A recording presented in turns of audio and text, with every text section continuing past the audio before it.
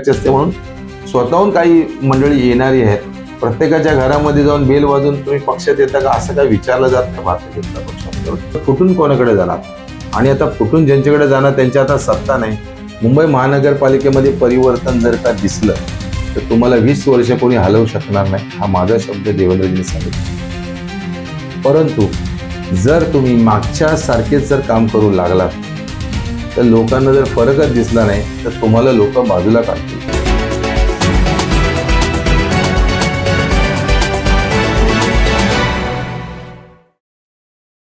नमस्कार, बातमीकारमध्ये आपलं सर्वांचं स्वागत आहे. मित्रांनो, काही महिन्यांपूर्वी आपण निवडणुकांचं कव्हरेज चालू केलेलं. उमेदवारांचं, इच्छुक उमेदवारांचं किंवा रिंगणात असलेल्या मोठ्या उमेदवारांच्या देखील मुलाखती आपण घेतलेल्या. रोहिदास लोखंडे, वॉर्ड क्रमांक 207चे आता निवडून आलेले नगरसेवक यांची देखील मुलाखत आपण त्यावेळेला घेतलेली. परंतु मित्रांनो, हा विजय नावाचा हा जो शब्द आहे हा फार मोठा शब्द आहे. यामागे फार मोठी मेहनत जडलेली असते, यामागे फार मोठ्या मोठ्या उलाढाल्या झालेल्या असतात किंवा फार अनेक लोकांचे त्या ठिकाणी श्रम लागलेले असतात. तर असेच एपिसोड आपण विजयी उमेदवारांचे, विजयी नगरसेवकांचे चालू करतोय, हे सदर चालू करतोय. असा होता विजय किंवा कसा होता विजय. लोखंडे साहेब, स्वागत आहे आपलं. आपण वॉर्ड क्रमांक 207 मधून बऱ्याच चांगल्या मार्जिनने निवडून आलात अशी चर्चा आहे सगळीकडे, आणि रोहिदास लोखंडे निवडून येतील अशी अनेक लोकांनी त्यावेळेला भाकीतं देखील सांगितलेली. काय सांगताय, काय आला निवडणुकीत, कशा पद्धतीने अनुभव आला तुम्हाला, अनुभव कसा होता? विजय हा शेवटी विजयच असतो आणि विजय मिळाल्याचा आनंदही वेगळाच असतो. 1991 पासून सक्रिय राजकारणामध्ये काम करीत असताना प्रथमतः 1986 ते 91 एक समाजकारणाची आवड होती आणि सामाजिक क्षेत्रात काम करता करता 1991 आम्ही राजकारणात प्रवेश केला आणि राजकारणापासून आम्ही जवळजवळ 35 वर्षे या भायखळा विभागामध्ये काम करतो. आता 35 वर्षाचं काम म्हणजे काय थोडं काम नाही, छोटं काम नाही.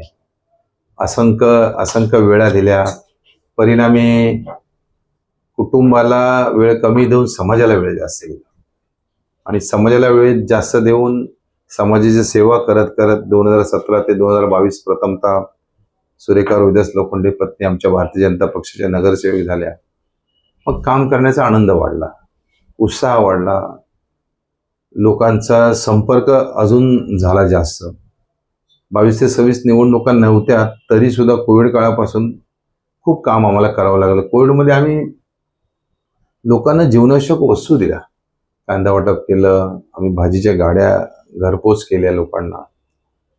छोट्या छोट्या गोष्टींमध्ये आम्ही बारीक गोष्टींमध्ये लक्ष दिलं आणि आज लोकांना आम्हाला निवडून देण्यामध्ये अजिबात मनात संकोच नसून एक आनंद त्यांच्या मनामध्ये की आम्ही एका चांगल्या आणि वेळ देणाऱ्या, आज रविवारचा दिवस आहे आणि जर रविवार असून बाकीचे लोक झोपले असतील पण मी आज लोकांना वेळ दिला. आज बरीचशी मंडळी विविध इमारतींची, सोसायटीची मला भेटून गेली. त्याच्यामुळे आम्ही वेळ काळ पाहत नाही, लोकांसाठी सदैव असतो. म्हणून हा विजय फार माझ्या दृष्टीने महत्त्वाचा होता आणि माझ्या प्रभाग क्रमांक 207 मध्ये विकासाच्या दृष्टीने अधिक महत्त्वाचा होता असं मला वाटतं. लोखंडे साहेब, विजय हा तुमचा ठरला, विजय झाला, अनेक लोकांनी सांगितलं होतं, परंतु एक कटथ्रोट कॉम्पिटिशन देखील मानलं जात होतं, कारण की तुमच्या समोर प्रतिस्पर्धी उमेदवार या अरुण गवळी यांच्या सुकन्या या होत्या. म्हणजे ही एक काटेकी टक्कर होती असं म्हटलं जात होतं त्यावेळेला. तर काय सांगता तुम्हाला ह्या संपूर्ण प्रवासात काय काय अडचणी तुम्हाला सामोरे जावं लागलं, तुम्हाला कुठल्या कुठल्या विषयाला तुम्हाला फेस करावं लागलं? असं आहे की 2017 ते 22 आपण नगरसेवक म्हणून फंडाची कामं केली. लोकांना पाण्याचे प्रश्न लोकांचे सोडले, शौचालयाचे प्रश्न सोडले आणि 22 ते 26 सुद्धा आपण लोकांच्या संपर्कात होतो. त्याच्यामुळे 2026 ची निवडणूक आपल्याला सोपी जाईल असं सहज वाटलं होतं. परंतु जसा निवडणुकीचा काळ सुरू झाला त्यावेळेला दोन्ही प्रतिस्पर्धी उमेदवार हे तगडे वाटू लागले. त्यांनी अधिक संपर्क केला त्या काळामध्ये लोकांशी. माझा संपर्क तर निश्चितच होता, परंतु जशी जशी वेळ आली निवडणुकीची, जवळजवळ प्रचाराची रणधुमाळी चालू झाली, तशी तशी लोकांच्या चर्चा सुरू झाल्या की आता इथे फाईट जोरात होईल. आणि समोर दोन भाऊ एकत्र आले होते, त्यांचा पक्षाच्या उमेदवार होत्या. इथं तशी बघायला गेली तर त्या दोन्ही पक्षाची मतं पण आहेत आणि ते दोघे एकत्र आल्यामुळे मलाही असं वाटलं होतं की आता ही फाईट थोडी अधिक संघर्षमय होण्याची चिन्ह आहेत आणि तशा पद्धतीने झाली सुद्धा. परंतु शेवटी लोकांच्या हे लक्षात आलं की बाबा आपण ज्याला निवडून देतो त्या व्यक्तीला ते ओळखतात आणि हा रोहिदास लोखंडे हा घराघरात पोचलेली व्यक्ती आणि प्रत्येकाच्या हृदयात मनामनात पोचलेली व्यक्ती आणि आपलं घरी घरी काम आहे. मग तो शेवटच्या दिवशी त्यांनी प्रत्येकाने असा मनात विचार केला असेल, नाही आम्हाला रोहिदास लोखंडेच पाहिजेत. बाकी किती जरी संघर्ष असला किंवा बलाढ्य असले, कोण पैशाचे ताकदवर असले किंवा अन्य काय त्यांनी काय कृत्या केल्या असेल किंवा काही लोकांना बोलवून काय सांगण्याचं काम केलं असेल. दोन भावांच्या तर आमच्याकडे 2-3 बैठका झाल्या, मिटिंग्स पण झाल्या. माझ्याकडे तर तसं बघायला गेलं तर कोणती मोठ्या लिडरची मिटिंग पण नाही झाली. परंतु मला विश्वास लोकांवर होता, कारण मी लोकांना वेळ दिला होता. म्हणून मला विश्वासाने लोकांनी निवडून दिलं म्हणून मी जनतेचा मनापासून आभारी आहे. लोखंडे साहेब, या विजयाचं श्रेय कोणाला द्याल तुम्ही? हा एक महत्वाचा विषय मानला जातो, कारण की या मागे पूर्ण ही निवडणूक प्रक्रियेमध्ये पूर्ण आपली यंत्रणा होती, अनेक कार्यकर्ते होते, अनेक मंडळी होते. काय सांगाल तुम्ही, नेमकं श्रेय कोणाचं आहे? असं आहे की भारतीय जनता पार्टीने माझ्यावर विश्वास ठेवला म्हणून प्रथमतः मी नरेंद्रजी मोदी, आमचे देशाचे लाडके पंतप्रधान, त्या महाराष्ट्राचे मुख्यमंत्री देवेंद्रजी फडणवीस, आमचे मुंबई भाजपाचे अध्यक्ष अमितजी साटम, आमचे मार्गदर्शक आणि नेहमी साथ देणारे ॲडव्होकेट आशिष शेलारजी महाराष्ट्राचे मंत्री, तसे आमचे दुसरे मार्गदर्शक वेळोवेळी प्रेम करणारे मंगल प्रभात लोढाजी, हे सुद्धा महाराष्ट्राचे मंत्री आहेत. ही सर्व मंडळी, आमचे जिल्हाध्यक्ष शलाकाताई साळवी असतील आणि आमच्या भायखळा विधानसभेतील सर्व कार्यकर्ते असतील, नितीन मनकर असतील, उदयनाथ डोके असतील, म्हणजे प्रसाद पनाळे असतील, अशी सर्व मंडळी जी माझ्या या प्रचारामध्ये सहभागी होती. स्वतः सुरेखा रोहिदास लोखंडे माजी नगरसेविका ह्या अग्रभागी होत्या. आमची सर्व मोर्चाची टीम त्याच्यामध्ये सहभागी होती आणि हे सर्व संघटितपणे ज्यावेळेला प्रचार होतो आणि सर्व एक दिलाने काम करतात, त्यावेळेला लक्षात येते की हा विजय आपल्या जवळ येतो. लोखंडे साहेब, आपल्याकडून काही कमिटमेंट दिल्या गेलेल्या या स्थानिकांना, या वॉर्ड क्रमांक 207च्या आपल्या मतदारांना, आता ते सगळी वचनं किंवा ही आश्वासनं तुमच्याकडून कशा पद्धतीने पूर्ण होणार आहेत आणि ह्याच्यातले प्राथमिक कुठल्या कुठल्या गोष्टी कव्हर केल्या गेल्या पाहिजेत असं तुम्हाला वाटतं?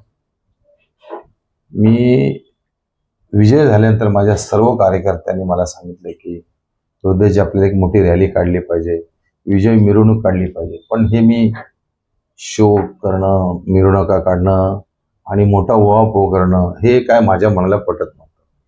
मी त्याच्यासाठी एक सोपा मार्ग काढला की ज्यांनी ज्यांनी ह्या निवडणूक प्रक्रियेमध्ये सहकार्य केलं, मग इमारतीचे प्रतिनिधी असतील, चाळीच्या सोसायटीचे मंडळाचे लोक असतील, सोसायटीचे चेअरमन सेक्रेटरी असतील, या सर्वांना मी श्री लखमशिनप्पू हॉलमध्ये बोलवलं आणि एक आभाराचा कार्यक्रम ठेवला. त्याच्यामध्ये आमचे सर्व कार्यकर्ते आले आणि तो कार्यक्रम खूप सुंदर झाला. जवळजवळ 600 लोक आले आणि त्यावेळेला मी सर्वांना आवाहन केलं की तुमच्या इमारतीचे, सोसायटीचे प्रश्न असतील ते घेऊन या. विजय झाल्यानंतर एक ते 4 ते 5 दिवसामध्ये हे असे कार्यक्रम ठेवून आम्ही लोकांच्या समोर काय दाखवलं, तर आम्ही तुमचे प्रतिनिधी आहोत, लोकप्रतिनिधी आहोत. आणि तुम्हाला मी माझा मोठेपणा सांगणार नाही, पण मला 36 ते 37 कामं त्यावेळेला लोक पत्र घेऊन आले. म्हणजे मी माझं भाषणाचा कार्यक्रम, फार मोठं अभिनंदन असा काही माझ्या मनामध्ये विषय नव्हता, पण लोकांचे आभार मानले पाहिजे. आता कामाला सुरुवात केली पाहिजे. मग त्याच्यातली कामं आल्यानंतर मग 5 ते 6 चाळी असे आहेत की तिथे मी कामं सुरू केली. पाण्याचे प्रश्न ते सुरू केले, शौचालयाचे प्रश्न ती कामं सुरू केली.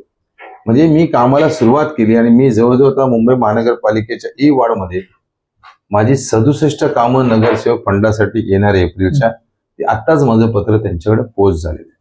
लोखंडे साहेब, या ठिकाणी तुमच्या वॉर्डमध्ये म्हाडाच्या इमारती आहेत, पुनर्रचित इमारती आहेत, तर यांचा देखील प्रश्न आहे. अनेकदा ही सर्व मंडळी म्हाडाच्या इमारतीमधील रहिवासी आझाद मैदानला देखील आंदोलनाला बसली होती आणि त्या ठिकाणी तुम्ही देखील व्हिजिट केलेली, हे असं आमच्या माहितीत आहे. काय सांगतायत, ह्या म्हाडाच्या इमारतींचं भवितव्य काय ठरेल रिडेव्हलपमेंटच्या बाबत? निश्चितच महाराष्ट्रामध्ये भारतीय जनता पार्टी शिवसेनेचं सरकार आहे आणि ह्या मुंबई शहरामध्ये 288 रिपेअर बोर्डच्या इमारती आहेत, 66 पंतप्रधान राजीव गांधी प्रकल्पातल्या इमारती आहेत. म्हणजे जो 350 इमारतींचा प्रश्न आहे आणि 14,000 सेस चाळी आहेत, मालकांच्या चाळी, त्यांचा पण पुनर्विकासाचा प्रश्न आहे. आता आमच्या इमारती आहेत त्या रिपेअर बोर्डच्या, त्याला जवळजवळ 45 ते 50 वर्षाचा कालावधी झालेला आहे. बरोबर. आणि आता 5 माळे जिने चढून जायचे म्हणजे ज्येष्ठ नागरिकांना ते जमत नाही. 50 वर्षाचे व्यक्ती सुद्धा त्यांनाही 4-5 माळे चढून जायला जमत नाही. शौचालय कॉमन आहे, शौचालयाची दुरावस्था आहे. इमारतीची रिपेअर बोर्ड दुरुस्तीची कामं निश्चित करतात, परंतु 160 स्क्वेअर फूटच्या घरामध्ये, 120 स्क्वेअर फूटच्या घरामध्ये किती वर्ष ते कुटुंब राहणार? कुटुंबामध्ये वाढ होते, मुलांचे शिक्षणाचे प्रश्न असतात, मोठ्या मुलं असतील त्यांची मुलींची लग्न झालेली असतात, कुटुंब वाढतं. कुटुंब वाढल्यानंतर निश्चितच त्याला मोठ्या घराची अपेक्षा असते. आम्ही जवळजवळ मागच्या 2-3 वर्षापासून म्हाडाचे विविध मेळावे घेऊन लोकांच्या समोर गेलो, शासनाच्या समोर गेलो. शासनाचे मंत्री महोदयांनी आश्वासन दिलं. त्याच्यानंतर बऱ्याचशा मिटिंग झाल्या, शिंदे साहेबांकडे झाल्या, राहुल शेवाळेंच्या मार्फत झाल्या, सदा सरवणकरांच्या मार्फत झाल्या, आशिष शेलार साहेबांच्या मार्फत झाल्या, आम्ही जे साटम जे असतील, गोडा जे असतील, सर्वांच्या, राहुल नार्वेकर जे असतील, त्यांच्या मार्फत या मिटिंग्स झाल्या आणि त्याच्यामुळे तो 33-24 कायदा आला. परंतु तो 33-24 कायदा आला, 33-7 तर आहेच आहे, तरी सुद्धा ह्या रिपेअर बोर्डच्या इमारतीचं पुनर्विकास होणं थोडं माझ्यासारख्या कार्यकर्त्याला कठीण दिसतंय. कारण आमच्याकडं विकासक चालून येत नाहीत. कारण कट टू कट म्हाडाचे नॉर्म्स असे आहेत की कट टू कट फाईट असल्यामुळे त्या विकासाला त्याचा पाहिजे तसा मोबदला मिळत नसेल तर तो पुनर्विकास करण्यासाठी आमच्याकडे येत नाही. आणि असे बरेच प्रपोजल म्हाडाकडे गेलेले आहेत, पण म्हाडाने अजून एखादी दुसरी पण एनओसी दिली नाही असे मला ऐकवत माहिती आहे. म्हणून ह्या आमच्या इमारतींसाठी येत्या 5 वर्षामध्ये सरकारकडे, हे आमचं सरकार आहे, लोकांचं सरकार आहे, लोकहिताचे निर्णय घेणारं सरकार आहे. आमचे देवाभाऊ यांच्याकडे हा विषय आम्ही लावून धरू आणि येणाऱ्या दिवसांमध्ये जर आम्हाला विकासक मिळतच नसतील तर आमच्याकडे पर्यायाने phase 1, phase 2, phase 3, phase 4, phase 5, phase 10 पर्यंत बनवा. 5-5, 10 इमारती घ्या आणि त्या इमारतींचा पुनर्विकास करा. शक्य झालं 400 क्षेत्रफळाचं घर देता आलं तर 405 आम्हाला निश्चितच द्या, आम्ही त्याच्याच समाधानी राहू. परंतु म्हाडा हे मोठं प्रशासन आहे, सरकारची साथ मिळाली तर ही घरं जर का म्हाडाच्या प्रशासनाच्या माध्यमातून जर का बांधून दिली तर निश्चित हा भाडेकरूंचा प्रश्न सुटेल असं मला वाटतं. रोहितदासजी, एक महत्वाचा प्रश्न. मुंबई महानगरपालिकेवरती अनेक वर्ष प्रशासक होते, आता तुमच्यासारखे लोकप्रतिनिधी आहेत आणि सभागृहात आता हालचाली चालू आहेत आणि आता एक नवीन नवीन विषय बाहेर देखील येत आहेत. तुम्हाला काय वाटतं, मुंबई महानगरपालिकेमध्ये नेमके कोणते बदल व्हायला पाहिजेत प्रशासकीय लेवलचे? असं आहे की मुंबई महानगरपालिकेमध्ये आता आम्ही हाऊसमध्ये बसतो त्यावेळेला फेरीवाल्यांचा प्रश्न सुरू आहे, मोठ्या प्रमाणात चालू आहे. जे बांगलादेशी फेरीवाले ते बरेचसे महापौर, आमच्या ऋतुताई तावडे असतील, आमचे गणेशजी खनकर असतील, आमचे प्रभाकर शिंदे जे असतील, यांनी मोहीम चालू केली आणि त्याच्यामुळे मुंबई शहरातले जे अनधिकृत फेरीवाले त्यांना हटवण्याची मोहीम सुरू आहे. बांगलादेशी घुसखोर शोधले जात आहेत, तो एक प्रश्न आहे. त्याच्यानंतर हॉस्पिटलचे प्रश्न आहेत. आता आम्ही नुकतीच नायर हॉस्पिटलला एक बैठक घेतली होती. आम्ही आरोग्याच्या विषयी फार काळजी घेतो. बऱ्याचशा तिथं 2-3 नवीन इमारतींचं पुनर्निर्माण होत आहे. आरोग्याच्या प्रश्नासाठी मुंबई महानगरपालिकेमध्ये आम्ही आवाज उठवून आपल्या मुंबईकरांना कशा पद्धतीची सेवा सुविधा उपलब्ध करून देता येईल हा आमचा प्रयत्न असणार आहे. त्याच्याविषयी आम्ही आवाज उठवणार. शैक्षणिक बाबतीत म्हणाल तर पूर्ण मुंबई महानगरपालिकेच्या शाळा ओस पडल्या. मराठी शाळांमध्ये पालकही मुलांना घेऊन जात नाही, किती प्रयत्न झाला तरी तेही होत नाही. मग मुंबई पब्लिक स्कूलच्या माध्यमातून बऱ्याचशा इंग्रजी माध्यमाच्या शाळा सुरू झाल्या की ज्याच्यामध्ये मराठी हा विषय आहे, परंतु तिथला पटसंख्या वाढलेली आहे. जशी उडान संस्थेच्या माध्यमातून भायखळा जिल्हा आम्ही सुद्धा एक शाळा सुरू केली. आज आमच्याकडे 136 विद्यार्थी त्या ठिकाणी शिकतात 5वी पर्यंत. म्हणजे असा काहीतरी मार्ग काढून तो शैक्षणिक दर्जा कसा शिक्षणाचा उंच होईल हा आमचा प्रयत्न आहे. रस्त्याची कामं जोरात सुरू आहेत.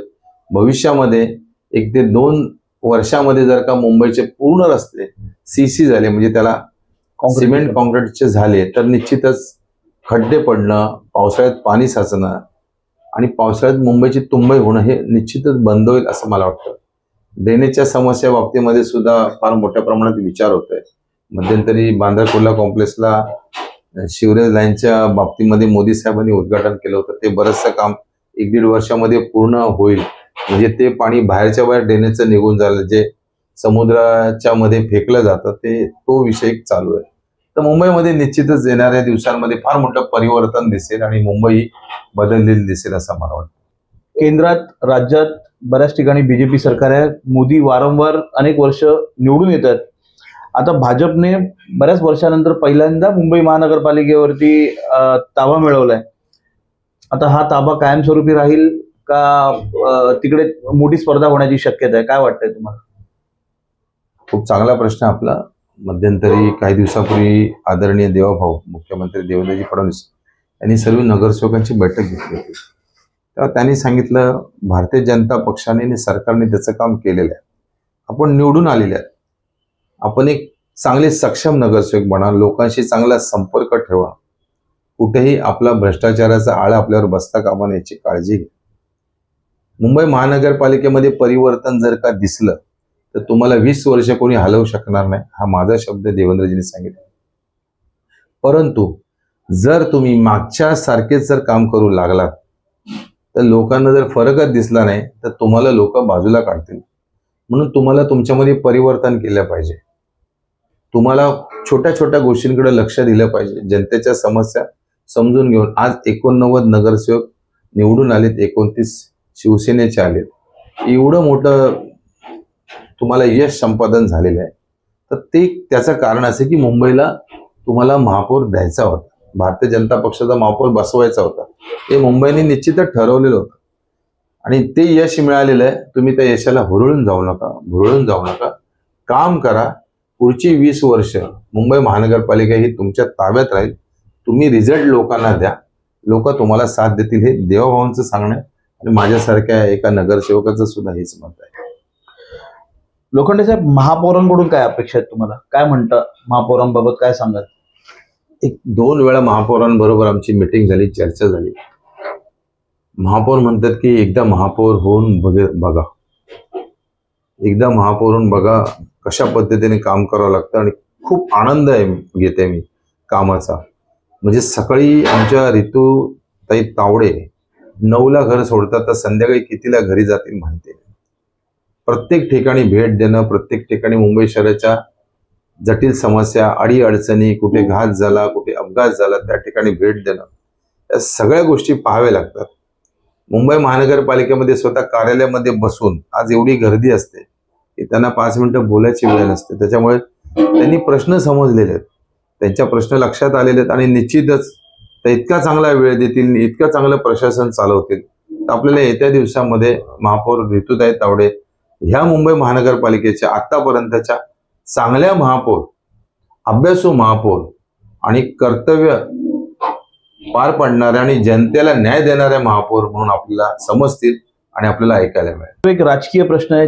शिवसेना फुटली, राष्ट्रवादी फुटली, अनेक लीडर्स यांनी पक्ष बदल केले किंवा पक्षांतर झालं, परंतु भारतीय जनता पार्टीमध्ये फुटाफुटी सहजासहजी बघायला मिळत नाही. ते प्रमाण तिकडे कमी आहे किंवा नगण्य आहे. काय नेमकं रसायन आहे असं की इथे फुटाफुटी होत नाही? असं आहे की भारतीय जनता पक्ष केंद्रात सत्तेवर आहे, राज्यात सत्तेवर आहे. एखादा कार्यकर्ता का फुटेल? त्याला माहिती आहे की आता महापौर आपला बसणार आहे, आपली कामं होणार आहे, मुंबई महानगरपालिकेत आपली सत्ता येणार आहे. कुठून काय करणार, कोणाकडे जाणार? आज राज्यामध्ये सत्ता आहे. वर्षभरातून तुमच्याकडे जेव्हा 50 कार्यकर्ते येतात तर 10 कार्यकर्त्यांची कामं तुमची होऊ शकतात. त्याच्यामुळे फुटून कोणाकडे जाणार? आणि आता फुटून ज्यांच्याकडे जाणार त्यांची आता सत्ता नाही. शेवटी कार्यकर्ता हा कामाचा भुकेलेला असतो. भारतीय जनता पक्षाचा कार्यकर्ता हा जनसामान्यांमध्ये फिरणार असतो. त्याला लोकांची सेवा करायची, त्याला लोकांची कामं करायची. त्याच्यामुळे त्याच्या मनामध्ये निश्चित इच्छा आहे की पक्ष मला जर आज संधी नाही दिली तर पुढच्या वेळेला देईल, त्याच्यानंतर मला संधी देईल, माझी वेळ येईल असे त्या प्रत्येक कार्यकर्त्याला वाटतं. त्याच्यामुळे जरी काय फुटणारे किंवा काही विरोधात जाणारे होते त्यांना आमच्या काही नेतृत्वाने समज दिली, नेतृत्वाने त्यांना चांगल्या सूचना केल्या, त्याचा आदर त्या सर्व कार्यकर्त्यांनी केला. म्हणून त्याच्यामुळे फुटाफुटी हा विषय सध्या तरी भारतीय जनता पक्षामध्ये नाही. भारतीय जनता पार्टीने शिवसेना फोडली असे आरोप वारंवार होतात. देवाभाऊंनी हे सर्व केलं आणि शिवसेनेसारखा मोठा पक्ष त्यांनी फोडला असे आरोप होतात. तर या सर्व गोष्टीचं उत्तर देताना कुठेतरी शल्य वाटतं का? काय सांगाल तुम्ही याबाबत? बघा, असं आहे की पक्ष आताच फुटलेले नाही आहेत किंवा पक्षाचे आमदार किंवा नगरसेवक हे आताच फुटलेले नाही. ही परंपरा मागे 30-35 वर्षापासून सुरू आहे. कोणतरी फुटतो, एखाद्या पक्षाच्या नेतृत्वावर नाराज होतो, त्याला पाहिजे तशी संधी मिळत नाही, त्याच्या विचाराला न्याय दिला जात नाही, तर ते फुटतात. आज भारतीय जनता पक्षामध्ये येणाऱ्या लोकांना भारतीय जनता पक्षाच्या नेतृत्वावर विश्वास आहे. त्याला त्या ठिकाणी गेल्यानंतर त्याचं काही तरी वेगळं गणित नाही, त्याला विचार पटलेले आहेत. त्याला आज लक्षात आलेले की देवेंद्रजी फडणवीस सकाळी 7ला एखाद्या बैठका चालू करतात तर रात्री 2 वाजेपर्यंत बैठका करतात. या देशाचे सर्वांचे जगाचे लाडके पंतप्रधान नरेंद्रजी मोदी एक घोषवाक्य आहे, मैं खाऊंगा नहीं और खाने भी दूंगा नहीं, आणि जवळजवळ 16 ते 17 तास ते पण काम करतात. अशी जी मंडळी ज्यांनी देशाला वाहून घेतलेल्या, राज्याला वाहून घेतलेल्या, शहराला वाहून घेतलेल्या आहे, तर अशा पक्षाच्या सोबत जाऊन मी सुद्धा भारतीय जनता पक्षाचा कार्यकर्ता म्हणून मला मान मिळतो, तसा प्रत्येक कार्यकर्त्याला वाटतं की मला मान मिळतो. म्हणून एखाद्या पक्षामध्ये राहून त्या पक्षाची विचारधारा संपलेली, तो पक्ष संपत आलेला आहे, नेतृत्व पाहिजे तसं काम करत नाहीये आणि मला काम करायचं आहे, मग मला भारतीय जनता पक्ष बरा वाटतो, भारतीय जनता पक्षाचे नेते मला बरे वाटतात, त्या ठिकाणी एक चांगला विचार आहे, त्या विचाराबरोबर माझे विचार जुळतील, म्हणून बरीचशी मंडळी भारतीय जनता पक्षाकडे चालून आलेली आहेत.